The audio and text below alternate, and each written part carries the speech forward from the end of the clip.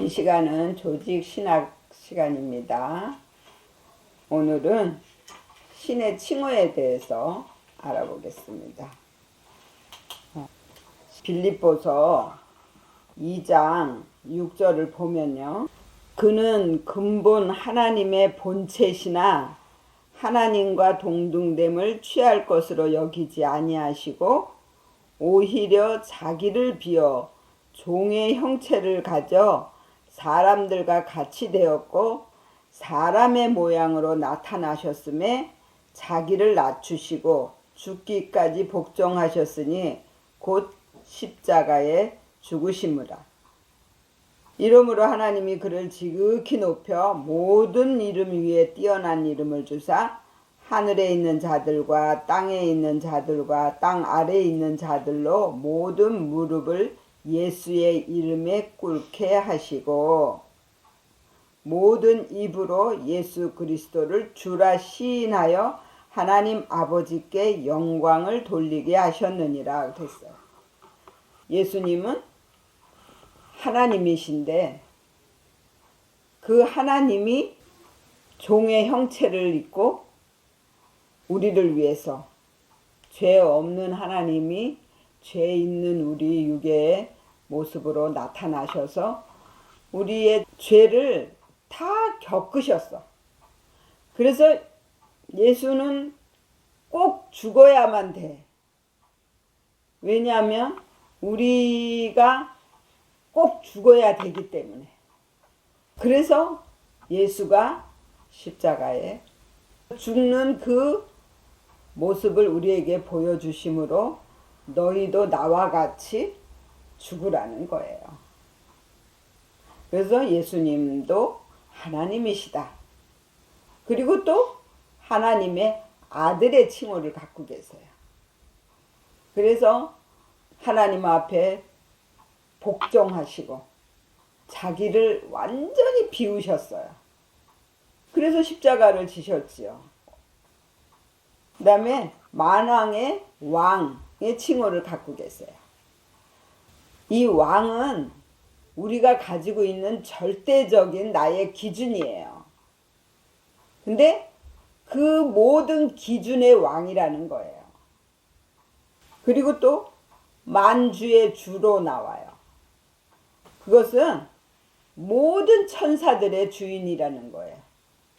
그래서 계시록 19장 16절에 그 옷과 그 다리에 이름 쓴 것이 있으니 만왕의 왕이요 만주의 주라 하였더라 그랬어요. 그리고 주로 나와요. 주는 나의 주인이라는 거예요. 그래서 예수님은 내 삶의 주인이 되십니다. 그래서 항상 모든 일에 간섭해 주시고 또 함께 해 주시고 또 우리를 인도해 주시고 우리를 바꿔 주시고 이 모든 일을 하신다라는 거예요. 그래서 그분 앞에 나는 온전히 무릎을 꿇고 순종을 해야 돼요. 그래야 내가 변화되고 바꿔질 수 있어요. 그리고 예수님의 신이라는 특성을 가지고 계시는데 그것이 뭐냐? 전능성이에요. 그리고 창조의 능력이 있어요. 창세기 1장 26절을 보면요. 하나님이 가라사대 우리의 형상을 따라 우리의 모양대로 우리가 사람을 만들고 그랬어요. 우리라는 것은 복수잖아요. 그건 하나님과 예수님과 성령님을 말씀하시는 거예요. 그래서 하나님은 전능자, 예수님은 말씀, 성령님은 능력. 이렇게 삼위일체 하나라는 거예요. 그리고 이제 예수님이 아들로서 사역을 하셨는데 첫 번째는 창조의 사역을 하셨어요. 그리고 두 번째는 보존하시는 일을 하십니다. 골로새 1장 17절을 보면 또한 그가 만물보다 먼저 계시고 만물이 그 안에 함께 섰느니라. 그는 몸인 교회의 머리라. 그가 근본이요 죽은 자들 가운데서 먼저 나신 자니 이는 천하 만물의 으뜸이 되려 하심이요. 그랬어요. 만물보다 먼저 계셨다라는 것은 창조자였다라는 거예요. 그래서 우리가 다 그 말씀 안에 들어가야만 내가 만물이 되는 거예요. 하나님의 창조물이 되는 것입니다. 그리고 예수님의 사역 중에는 용서하는 사역이 있습니다. 그래서 죄를 가리움을 받는 자가 복이 있다 그랬어요. 그런데 이 성경 말씀을 모를 때에는 절대로 선악과를 안 먹어요. 그런데 내가 말씀을 알고 나서 그 말씀을 가지고 내가 하나님이 되고 그 말씀을 가지고 형제를 판단하고 정죄하기 때문에 내가 죄를 범하는 거야. 그건 내가 자범죄를 지은 거예요. 그 자범죄는 이 성경의 구약을 다 거쳐서 심판을 받아야만 용서를 받을 수 있어요. 그래서 하나님의 말씀을 가지고 형제를 찌르거나 판단하면 바로 내 영이 죽어요. 그래서 율법적인 믿음으로 갈 수밖에 없는 거예요. 그래서 말씀이 내 안에 들어오셔서 나를 다스려 주실 때까지는 입을 다무는 거야. 그 다음에 네 번째는 심판입니다. 예수님이 오셔서 심판을 하시는데 그 심판은 잘못된 믿음에 대한 심판이에요. 그래서 유대인들이나 또 바리새인들, 사두개인들한테 이 독사의 자식들아 그러면서 그들에게 말씀을 하신 거예요. 왜냐하면 너희들은 지금 잘못된 믿음으로 가고 있다라는 거예요. 그래서 그 믿음에서 돌아서라는 거예요. 네가 육체로 뭔가를 해서 하나님께 영광을 돌리겠다. 이것을 버리고 내 마음을 하나님 앞에 드리고 내 마음이 바뀌어질 때까지 하나님 나는 아무것도 못합니다. 하나님이 해주세요 라는 그런 믿음의 고백으로 나가라는 거예요.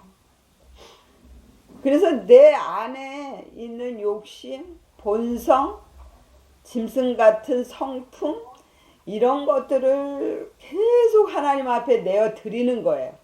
그게 내가 지금 심판을 받는 거예요. 그 말씀이 오셔서 계속 깨닫게 하시는 거예요. 그리고 이제 중생이 나와요. 중생한다 이것은 말씀이 오시는 거예요. 말씀과 내가 함께 사는 거예요. 그래서 이 중생이 성막에서 어디냐면 뜰에서 성소로 들어가기 전에 5 기둥이에요. 그래서 내 잘못된 믿음들을 다 죽이고 5 가지의 욕심이 다 죽어야 돼. 그래야만 내가 마태복음으로 들어갈 수 있거든요. 마태복음으로 들어갔다라는 것은 내가 이제 말씀으로 살아난다라는 거예요. 죽은 내 영이 살아나는 거예요. 그래서 중생 다시 우리가 새롭게 태어나는 거예요. 그리고 6번째로는 이제 예수님이 성령을 보내신다 그랬어요. 예수님이 가셔야만이 성령이 우리에게 오실 수가 있다고 말씀하셨어요. 내가 온전히 십자가에서 죽어야만이 성령이 내 안에 오셔서 나를 바꿔주시고 내 환경까지 완전히 다 바꿔주시는 거예요. 그래서 예수님은 오셔서 십자가에 죽고 그 다음에 부활한 모습을 보여주시고 그 다음에 40일 동안에 또 살리는 사역을 하시고 그 다음에 승천을 하셨어요. 그 승천하시기까지가 예수님의 사역이에요. 그러고 나서 사도행전을 가면은 예수님이 보내주시겠다 하신 성령을 받게 됩니다. 그래서 사도행전 1장 1절부터 보면 데오빌로여 내가 먼저 쓴 글에는 무릇 예수의 행하시며 가르치시기를 시작하신부터 그의 택하신 사도들에게 성령으로 명하시고 승천하신 날까지의 일을 기록하였노라. 해 받으신 후에 또한 저희에게 확실한 많은 증거로 친히 사심을 나타내사 40일 동안 저희에게 보이시며 하나님 나라의 일을 말씀하시니라. 사도와 같이 모이사 저희에게 분부하여 가라사대 예루살렘을 떠나지 말고 내가 들은 바 아버지의 약속하신 것을 기다리라.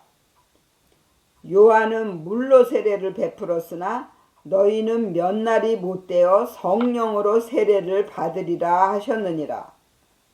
저희가 모였을 때 예수께 묻자와 가로되 주께서 이스라엘 나라를 회복하심이 이때니까 하니 가라사대 때와 기한은 아버지께서 자기의 권한에 두셨으니 너희의 알 바 아니요 오직 성령이 너희에게 임하시면 너희가 권능을 받고 예루살렘과 온 유대와 사마리아와 땅끝까지 이르러 내 증인이 되리라 하시니라.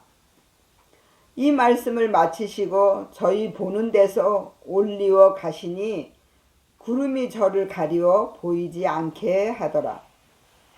이제 제자들 보는 데서 예수님이 올라가셨어요.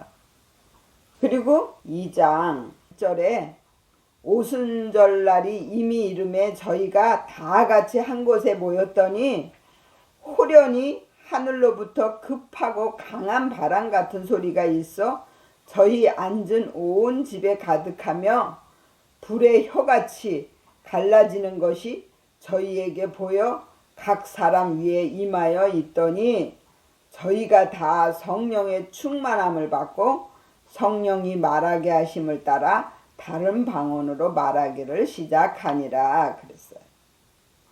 이때 이제 성령이 각 사람에게 임하신 거예요. 그래서 성령의 세례를 받게 된 것입니다.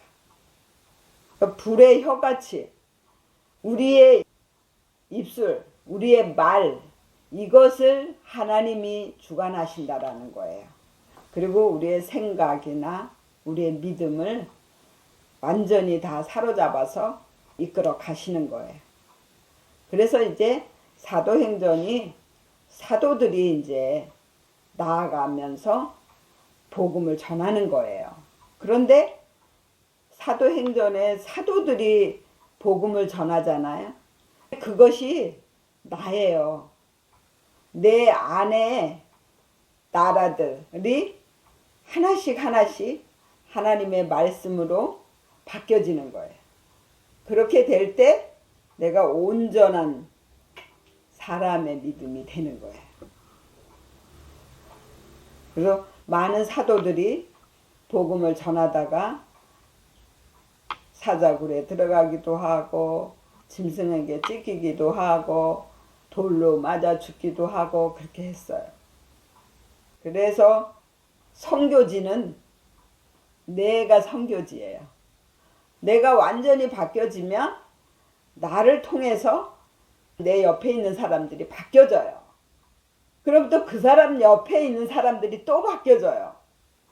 이렇게 하면서 바뀌어져 나가는 거예요. 내가 어디에 가서 선교를 하겠다. 그렇게 되면 고난을 내가 받는 거예요. 전도서를 보면 아직 해 아래에 있는데 전도를 한다고 하니까 고난과 고통이 계속 따라오잖아요. 그러니까 내가 만들어진 상태에서 우리의 삶으로 보여주는 거예요. 그래야만 그게 전도예요. 말로 전하는 건 인도예요. 전도는 십자가의 도를 전해주는 것이 전도야. 그러니까 되어질 때까지 그냥 묵묵히 기다리면 돼요. 하나님이 만드시는 일이기 때문에 내가 조급해 하면 안 돼요. 내가 만들어지는 것은 하나님의 손에 있는 건데 뭐 집이 내 마음대로 내가 지어지냐고. 집을 짓는 분이 지어야지. 안 그래요? 그 다음에 예수님은 인성이 있고 신성이 있어요. 인성은 사람의 모양으로 나오신 거예요. 그런데 그분 안에는 인간의 본성이 없어요. 죄의 본성이 없다라는 거예요.